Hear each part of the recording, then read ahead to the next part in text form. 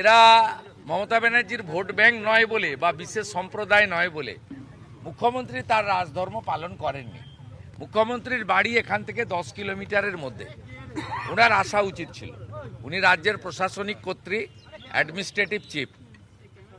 এবং আপনারা দেখেছেন ফিরহাদ হাকিম এসেছেন, তিনি পৌরমন্ত্রী এবং মেয়র।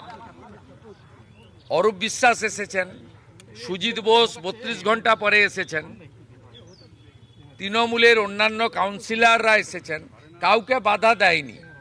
আমি কালকে দুর্গাপুর থেকে বলেছি যে আগামীকাল আমি 20 জন এমএলএ নিয়ে দূর থেকে কোনো প্রমাণ বা যা যা চলছে ইনভেস্টিগেশন অসুবিধা না করেই দূর থেকে একটু দেখবো। এটা কর্তব্য আমাদের, যেহেতু রাজ্যের শাসক দল তার কর্তব্য পালন করেনি, মুখ্যমন্ত্রী করেনি, এটা বিরোধী দলনেতা এবং বিরোধী দলের এমএলএদের কাজ। এটা তখনই রাত্রিবেলা এরা 163 এম্পোজ করেছে আমাদেরকে আটকানোর জন্য। এটা খুব দুর্ভাগ্যজনক।